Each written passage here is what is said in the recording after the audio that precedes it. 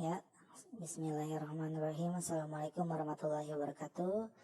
Selamat siang semuanya. Hari ini kita akan melanjutkan topik kita masih dalam pembahasan terkait dengan akuntansi perusahaan dagang ya. Namun di sini kita akan lebih lanjut membahas terkait dengan sampai dengan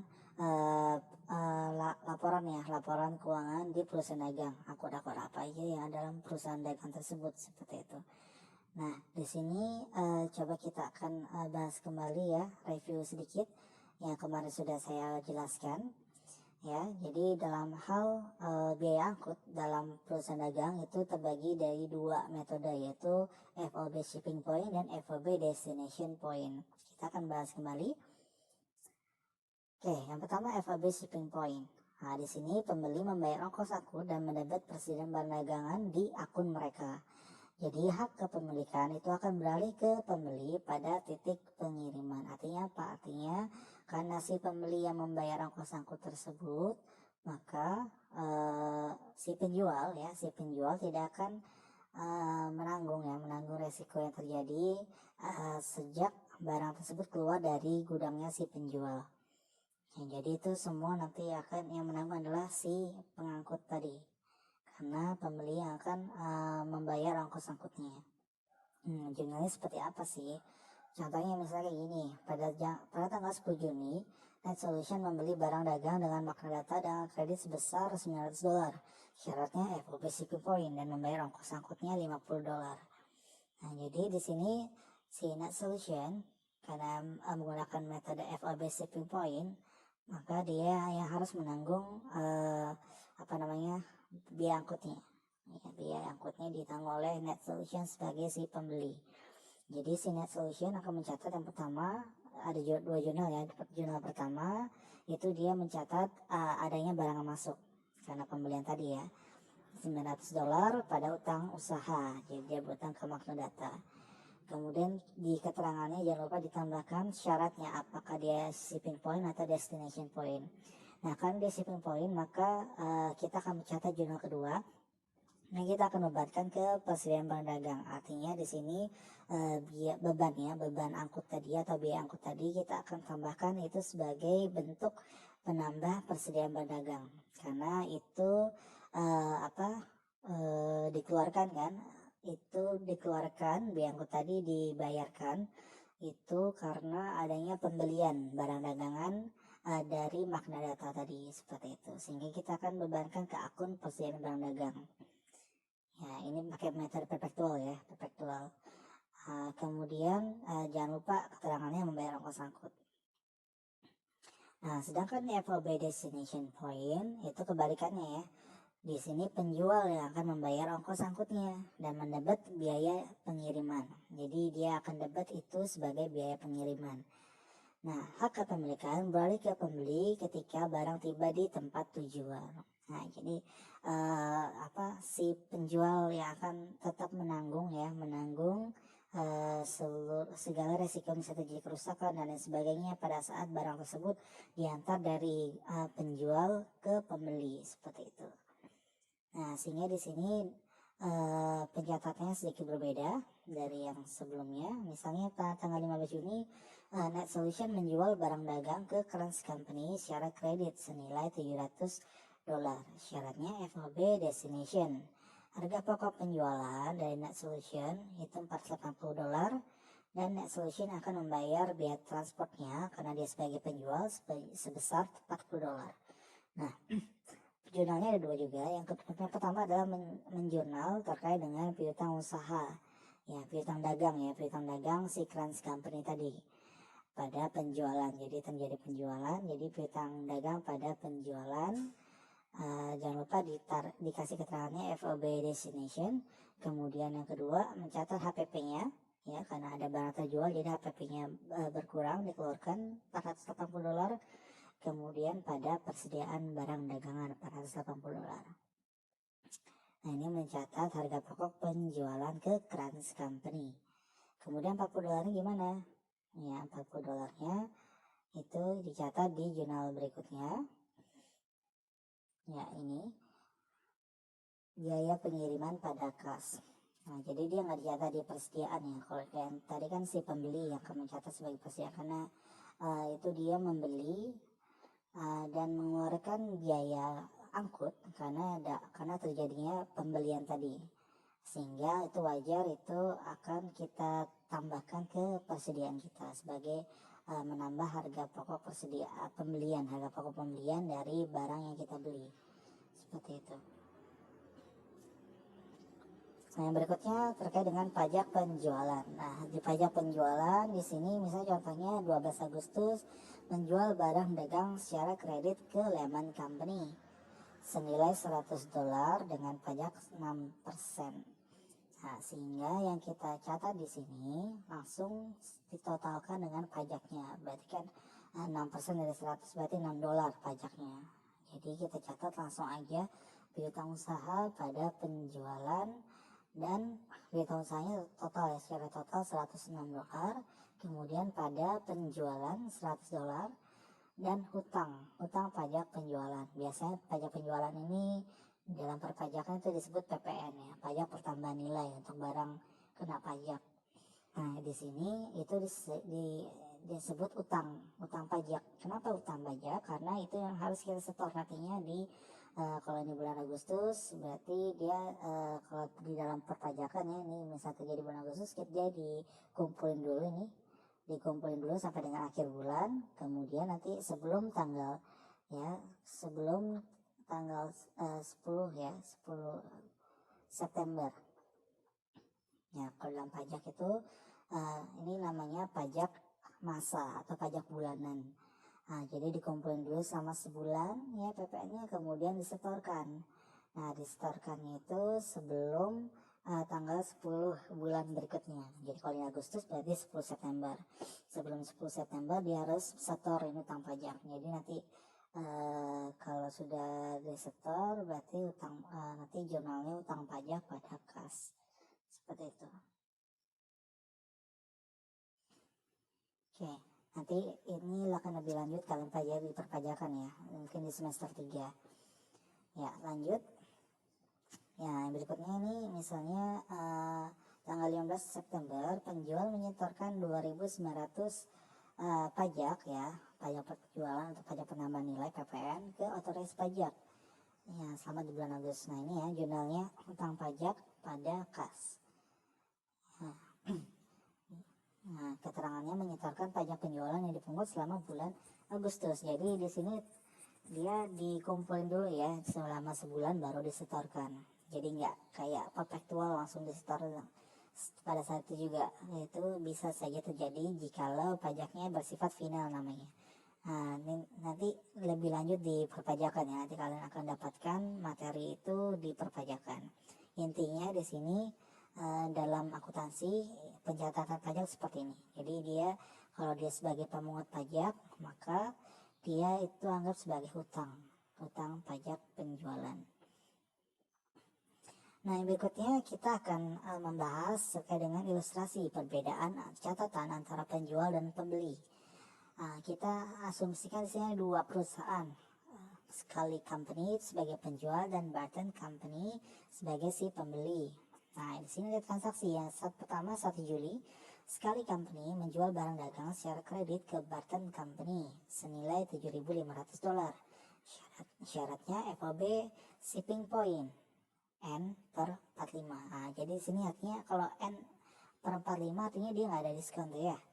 Nah, dia cuma menjelaskan bahwa syaratnya itu jatuh tempo pembayaran adalah 45 hari dan tidak ada diskon sama sekali. Nah, itu jadi bisa ya, berarti syarat syarat transaksi atau penjualan itu tidak mencantumkan diskon kalau memang tidak ada diskonnya yang diberikan.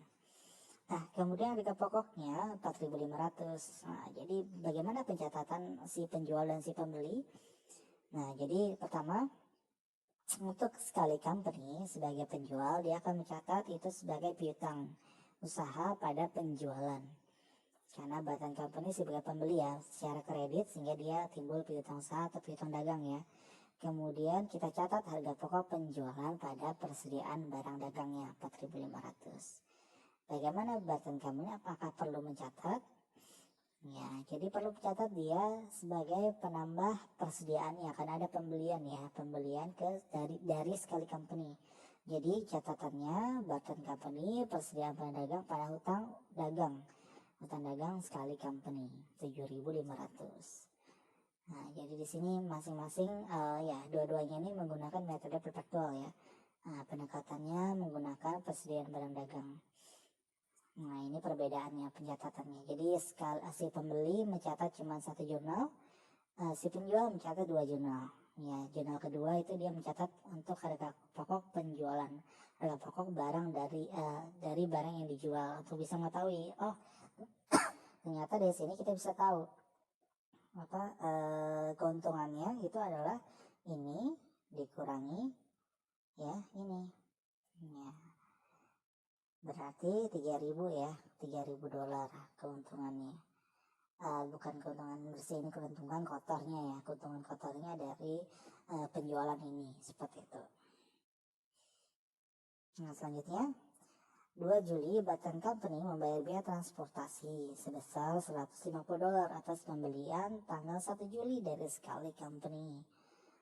Nah, ini dari pembelian 1 Juli tadi, ini 1 Juli si Barton Company yang akan membayar karena dia kan FOB shipping point ya. Karena shipping point maka si pembeli akan menanggung biaya transportnya.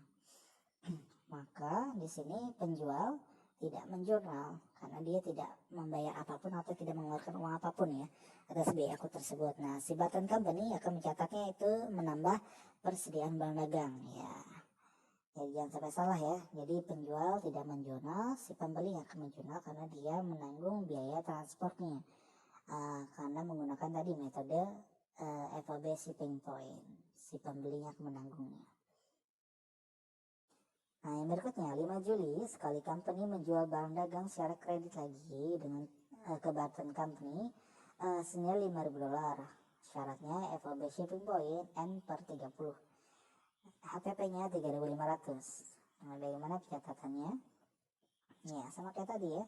Piutang usaha Barton Company pada penjualan, kemudian kita catat harga pokok penjualan pada persediaan dagang 3.500. Artinya ini keuntungannya itu berarti 1.500 ya, keuntungan kotornya.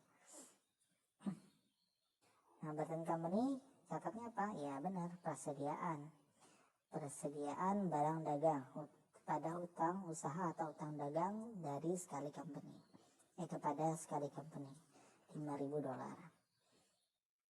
Kemudian ini 7 Juli sekali company membayar biaya transportasi untuk pengiriman barang yang dijual ke Barton Company. Oh, ini berarti FOB-nya FOB destination point ya. Nah, FOB destination point harusnya. Jadi karena penjual yang menanggung biaya pengirimannya. Nah, sehingga di sini si sekali yang akan mencatat itu sebagai biaya pengiriman pada kas. Si Barton tidak mencatat sama sekali karena dia tidak menanggung biaya pengirimannya. Nah, itu untuk FOB destination point ya, ini salah. Berarti salahnya. Salah catat, harusnya destination. Nah, itu perbedaannya. Jadi kalau destination dia penjual yang akan mencatat, si pembeli tidak menjurnal. Yang berikutnya 13 Juli sekali company menerbitkan nota kredit ke Barton Company senilai 1.000 dolar untuk barang yang diretur. Jadi ada retur pembelian di situ. Untuk pembelian tanggal 5 Juli. 5 Juli tadi yang 500 dolar tadi ya. Harga pokok penjualan barang tersebut adalah 700 dolar. Nah, jurnalnya pada sekali company itu retur dan potongan penjualan ya. Jadi retur sama potongan penjualan itu digabung ya akunnya, bisa kalau bisa berarti retur penjualan pada piutang dagang Barton Company. Jadi piutangnya Barton itu berkurang, kemudian muncul retur penjualan ya. Kemudian persediaan barang dagangnya balik kan, senilai yang dikembalikan 300 dolar di situ pada harga pokok penjualan. Jadi harga pokok penjualannya berkurang 700 dolar. Sementara Barton Company jurnalnya apa? Ya benar. Jadi jurnalnya kebalikan dari yang tadi ya. Hutang usahanya pada persediaan dagang. Jadi persediaannya berkurang karena diretur. Dan hutang dagangnya juga berkurang $1.000 karena dia ada retur atas barang yang tidak sesuai pesanan atau cacat tadi, seperti itu. Yang berikutnya 15 Juli, sekali company menerima pembayaran dari Barton Company untuk pembelian 5 Juli. Nah, jadi dia ada pembayaran, maka seperti biasa jurnalnya kas pada piutang usaha. Jadi ada pembayaran piutang dagang ya, piutang dagang atau piutang usaha dari Barton Company, menambah kas dari sekali company. Sementara Barton mencatat hutang dagang atau hutang usaha sekali company berkurang 4.000 dan kasnya berkurang 4.000. Ya, jadi dia masih ada sisa hutang 1.000 ya di sini. Kalau untuk pembelian 5 Juli tadi yang $5.000 ya. Yang berikutnya sebentar. Benar. 18 Juli, sekali company menjual share kredit ke Barton Company dengan syarat FOB shipping point 2/10 N per EOM. Nah, EOM itu apa? Kalau dalam English itu ada istilah EOM. Ya, EOM adalah end of month. Ya, benar. End of month. Jadi akhir bulan. Jadi dia jatuh temponya adalah akhir bulan di Juli. Jadi dia tidak berdasarkan hari, tapi berdasarkan tadi end of month. Itu jatuh tempo pembayarannya. Maka dari itu dia karena jatuh temponya mungkin karena jatuh temponya tidak lama, maka dia diberikan diskon kalau dia melunasi kurang dari 10 hari atau pas 10 hari. Nah, sehingga di sini sekali company akan mencatat ya di sini sekali ya akan membayar biaya transportasi dulu ya, kadang jadi shipping point itu kan harusnya si pembeli yang mencatat atau yang membayar. Maka di sini terjadi perbedaan karena di sini ternyata sesuai perjanjian sekali akan membayar biaya transportnya terlebih dahulu $500 dan itu ditambahkan di faktur sehingga harga pokok penjualan $7.200. Nah, jadi jurnalnya itu piutang usaha Barton Company ya pada penjualan $12.000. Kemudian yang kedua piutang dagang ya, tapi piutang usaha Barton Company pada kas $500. Nah, jadi di sini piutangnya kita tambahkan ya untuk si Barton tadi karena kita yang menanggung dulu untuk biaya angkutnya. Barton Company mencatatnya sebesar $12.500 karena 500-nya memang dia yang harus menanggung, sehingga langsung dicatat perselisihan barang dagang pada hutang usaha sekali company. Nah, jurnal kedua, ini jurnal pertama ya untuk sekali company ya. Karena jurnal ketiganya harga pokok penjualan pada perselisihan barang dagang. Jadi harga pokoknya $7.200. Jadi harga pokok ini sesuai dengan harga pokok penjualan untuk barang yang dijual. Untuk Barton Company tidak ada pencatatan lagi ya. Jadi cukup satu kali jurnal aja dan itu total langsungnya ditotalin. Nah, kemudian 28 Juli sekali company menerima pembayaran dari Barton untuk pembelian tanggal 18 dikurangi diskon 2% dari 12.000. Nah, jadi di sini si sekali company itu menerima pembayaran. Nah, ternyata pembayarannya kurang dari 10 hari sehingga si Barton mendapatkan diskon. Jurnalnya itu sama kayak yang kemarin sudah saya jelaskan ya. Kas ya terima 12.260, diskon penjualannya 240 karena 2% kali 12.000 ya, sehingga di sini piutang usahanya jadi pada piutang usaha 12.500. Nah, jadi di sini untuk perhitungan diskon jangan dihitung ya 500-nya karena 500-nya tadi itu adalah ya 500 nih ya. Nih, 500 ini kan harusnya utang cuma 12.000. Cuma 12.000 utangnya. Nah, 500 ini kan biaya angkut yang ditanggung oleh sekali company. Nah, karena dia menanggung maka dia itu tambahkan, sekali company tambahkan ke piutang dagangnya Barton.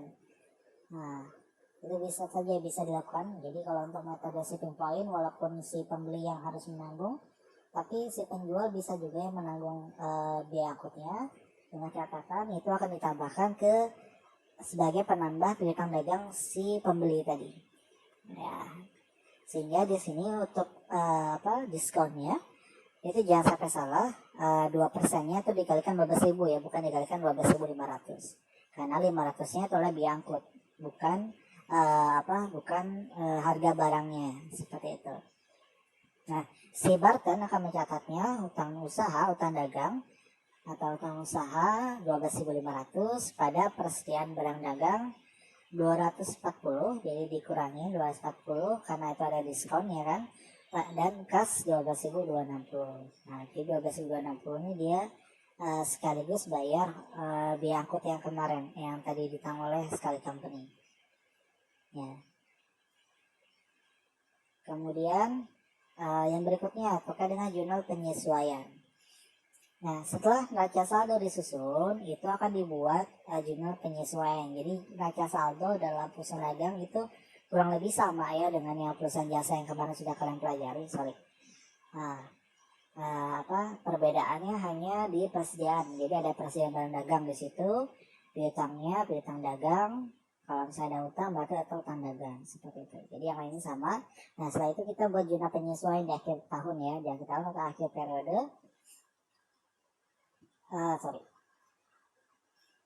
Nah, di sini prosedur penyesuaian merupakan prosedur pada akhir periode untuk menyesuaikan akun-akun yang belum menyajikan informasi yang paling up to date. Jadi perlu ada penyesuaian di akhir periode agar tadi informasinya bisa menggambarkan keadaan yang sebenarnya. Nah, jurnal penyesuaian itu dibuat pada akhir periode akuntansi untuk memastikan yang pertama, pendapatan akan diakui pada periode terhitungnya pendapatan tersebut.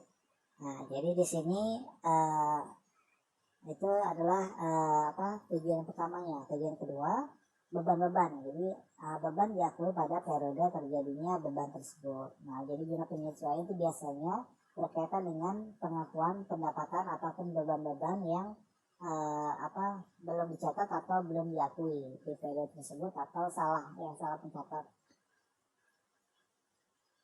Yang berikutnya, rekening harus dibuat penyesuaian. Nah, di dalam perusahaan dagang, jurnal penyesuaian itu kurang lebih sama dengan perusahaan jasa, namun di perusahaan dagang ditambah dengan penyesuaian untuk mencatat harga pokok penjualan namanya. Jadi selain pada pendekatan beban pokok, ya, selain pada pendekatan beban pokok, maka ada alternatif lain yaitu membuat jurnal penyesuaian, yaitu menyesuaikan akun persediaan. Nah, yang pertama di sini jurnalnya kalau untuk membebankan biaya perolehan persediaan ya atau harga pokok persediaan ya, harga pokok pembelian ke harga pokok penjualan. Ya. Jadi di sini harga pokok penjualan pada persediaan. Jadi ini untuk jurnal penyesuaian harga pokok penjualan pada persediaan. Nah, ini untuk penyesuaian misalnya membebankan biaya pembelian atau biaya persediaan ya, perolehan persediaan tadi ke penjualan. Kemudian harga pokok penjualan pada pembelian. Nah, ini jurnal penyesuaian kedua itu untuk membebankan biaya perolehan persediaan ya, biaya perolehan persediaan ya ke yang dibeli ke harga pokok penjualan. Nah, jadi pembelian di sini bisa juga harga pokok penjualan pada harga pokok pembelian atau pembelian saja bisa. Kemudian yang berikutnya, harga pokok penjualan pada pengangkutan pembelian. Nah, ini untuk membebankan biaya angkut persediaan yang dibeli ke harga pokok penjualan. Nah, jadi di sini kalau misalnya biaya angkut tadi, ya biaya angkut itu kita menanggung, maka ada biaya angkut tadi kita akui di harga pokok penjualan. Dan harga pokok penjualan pada biaya angkut pembelian. Pengangkutan pembelian itu biaya angkut pembelian ya. Kemudian yang berikutnya, jikalau ada potongan pembelian ya, potongan pembelian yang belum diakui, maka jurnal penyesuaiannya potongan pembelian pada harga pokok penjualan. Nah, ini untuk mengakui adanya potongan pembelian persediaan sebagai pengurang harga pokok penjualan.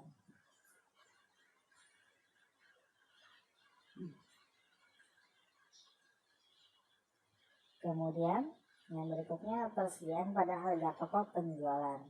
Nah, persediaan pada harga pokok penjualan itu untuk mencatat biaya perolehan persediaan akhir dan mengakuinya sebagai pengurang harga pokok penjualan. Nah, jadi ini kalau misalnya ada persediaan akhirnya, berapa persediaan akhir, misalnya tadi kita awalnya kita punya sudah beli 10.000, kemudian sisanya 1.000, jadi 1.000 harga pokok persediaannya, persediaan akhir pada harga pokok penjualan itu kita membuat jumlah penyesuaian seperti itu di akhir periode ya, persediaan akhir pada harga pokok penjualan.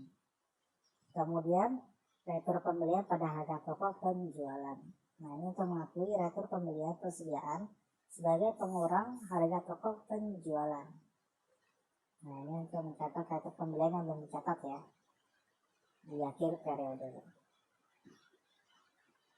Kemudian, nah ini jurnal penutupnya ya, sama seperti di jasa ya, kurang lebih kita misalnya kita bebankan ini ke ikhtisar laba rugi. Di ikhtisar laba rugi pada persediaan awal. Nah, dan untuk membebankan biaya perolehan persediaan awal sebagai beban yang nantinya ditutup ke ikhtisar laba rugi. Nah, persediaan akhir pada ikhtisar laba rugi itu untuk mencatat biaya perolehan persediaan akhir dan mengakui sebagai pengurang beban harga pokok beban pokok penjualan atau harga pokok penjualan ya, seperti itu. Nah, berkurangnya persediaan barang dagang.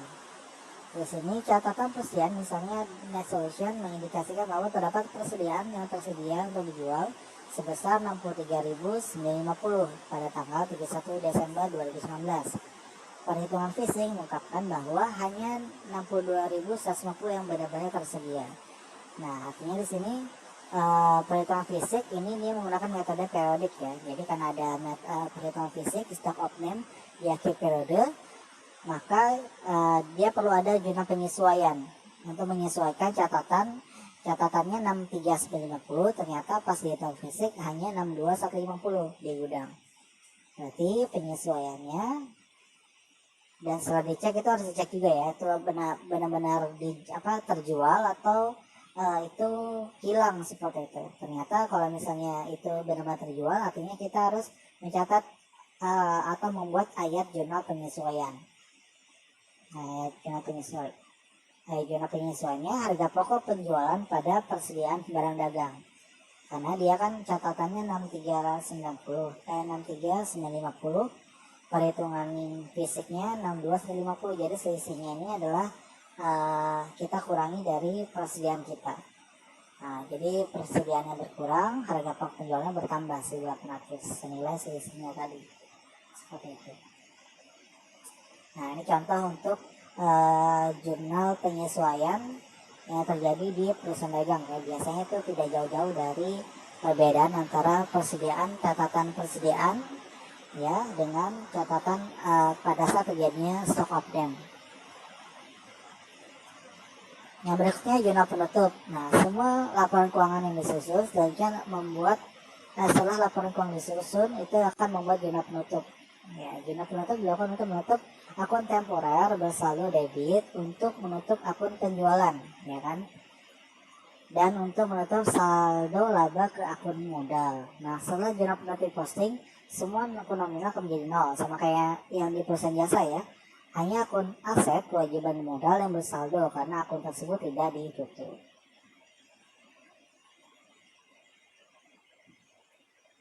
Nah, pencatatannya, jurnal penutupnya ikhtisar laba rugi. Ya, ikhtisar laba rugi pada potongan penjualan, beban angkut penjualan biasanya beban pokok penjualan, harga pokok penjualan ya, beban pokok penjualan harga pokok penjualan ini. Ya, kemudian beban angkut penjualan, ya kan, beban penyusutan, gajian komisi, beban bunga. Nah, ini adalah akun-akun temporer dalam perusahaan dagang ya. Nah, itu harus kita sesuaikan pada ikhtisar laba rugi. Nah, ini catatannya di akhir periode ya, di saat jurnal penutup setelah membuat laporan keuangan. Nah, kita masukkan semua penjualan ke ikhtisar laba rugi. Untuk menutup akun penjualan, kemudian ikhtisar laba rugi pada modal ya, pada modal itu untuk menutup saldo laba ke akun modal. Nah, saldo normalnya itu ikhtisar itu adalah di sisi kredit.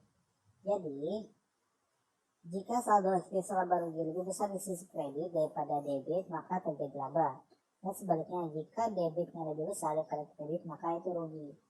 Nah, jadi misalnya penjualannya itu 200 pada ikhtisar laba rugi ini, misalnya, 200 di sini.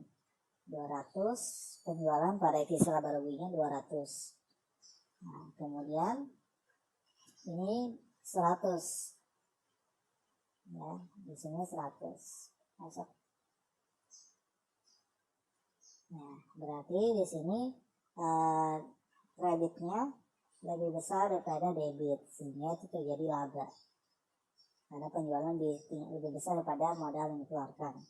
Nah, sebaliknya jikalau debitnya lebih besar daripada kredit,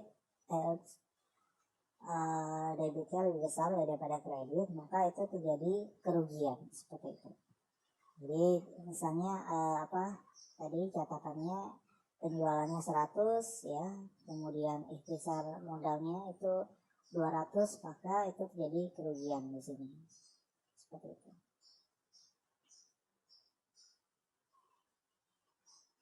Yang berikutnya bentuk laporannya ya. Nah, di sini bentuk laporan laba rugi ya untuk perusahaan dagang. Nah, di sini bentuk laporan laba ruginya itu kurang lebih sama ya dengan di perusahaan jasa. Namun demikian di sini perbedaannya adalah nama akunnya dan ada beberapa rincian yang berbeda ya. Nah, di dalam perusahaan dagang kita yang pertama harus ketahui adalah berapa penjualannya selama setahun, kemudian berapa potongan penjualan jika ada diskon penjualannya, itu baru menjadi penjualan bersih. Kemudian kita harus menghitung harga pokok penjualan. Nah, harga pokok ini agar untuk mengetahui berapa sih laba kotornya. Nah, maka itu yang tadi di jurnal-jurnal kita harus mencatat harga pokok penjualan juga untuk bisa mengetahui berapa sih laba kotornya. Nah, untuk mengetahui harga pokok penjualan, kita harus ketahui dulu berapa sih position awal kita di awal tahun, ya, pembeliannya, dan persediaan akhirnya berapa. Nah, baru kemudian itu menjadi harga pokok penjualan. Nah, total ini dikurangi dengan harga pokok penjualan, itu menjadi laba kotor.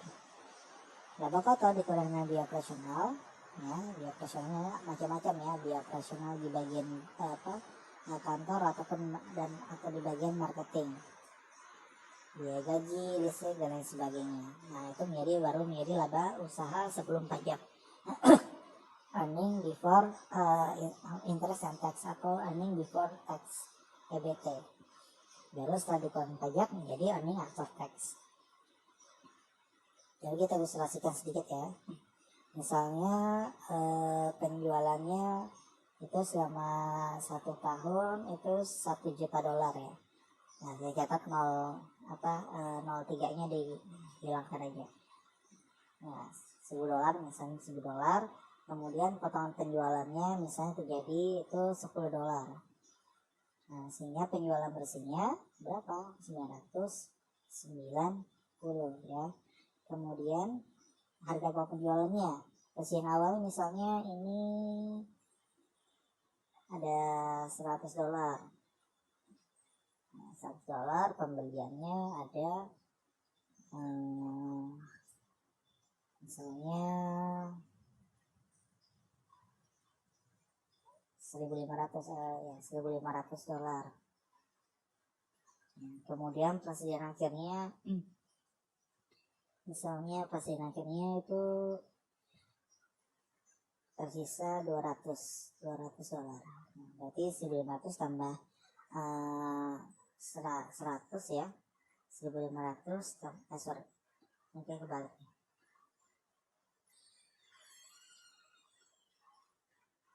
Misalnya persediaan awalnya kita catat 100 ya kan, kemudian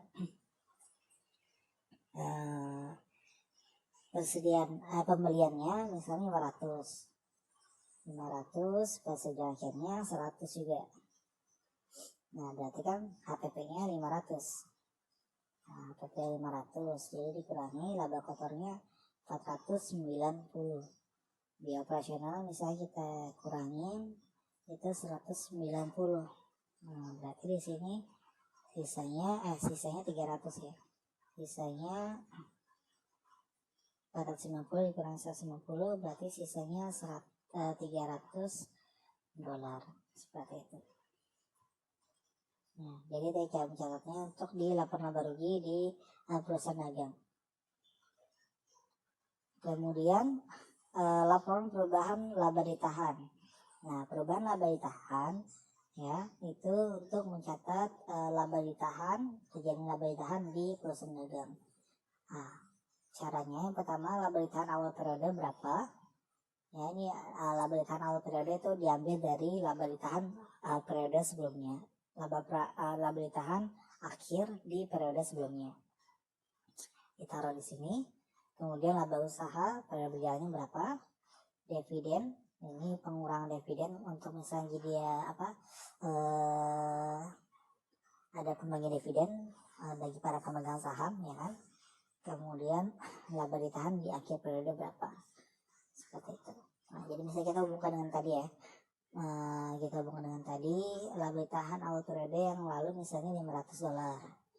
$500 laba usaha tadi yang dari kita beli laba kita itu 300 kan. 300, kemudian dividennya misalnya dia ada pembagian dividen 100. Ya, jadi laba ditahan akhir periode berapa? $700. Ya, seperti itu. Nah, jadi kita harus buat laba rugi dulu, laporan laba rugi dulu baru bisa membuat perubahan laba ditahan ini, laporan perubahan laba. Kemudian setelah itu kita bisa membuat neraca. Neracanya di sini jenis akunnya ya, kas dan kas di bank misalnya, kemudian piutang dagang, pedakamat kantor, kemudian apalagi ya kurang lebih sama kayak yang di perusahaan jasa ya. Kemudian aktiva tetap ada peralatan kantor, kendaraan, bangunan, tanah ya kan, dan lain sebagainya. Nah kemudian sisi hutang, ada hutang jangka pendek, hutang dagang atau hutang usaha catat di sini. Hutang jangka panjang, hutang kepada bank ya kan, catatnya di sini juga. Dan ekuitas, dan totalnya harus balance seperti itu.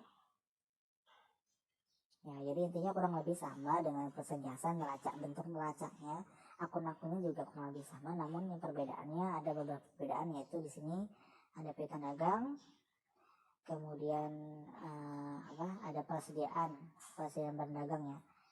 Nah ini harusnya ada tambah lagi persediaan barang dagang.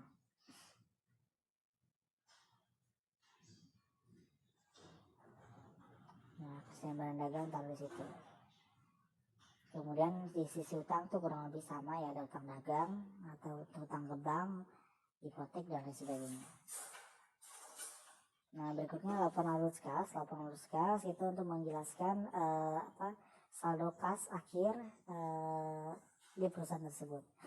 Nah jadi kita harus tahu dulu saldo kas awalnya berapa ya. Kemudian arus kas masuk biasanya untuk penerimaan pembayaran piutang, penerimaan dari penjualan tunai, penerimaan dari pendapatan bunga ya kan, dan macam-macam yang lain, misalnya ada pendapatan sewa dan sebagainya.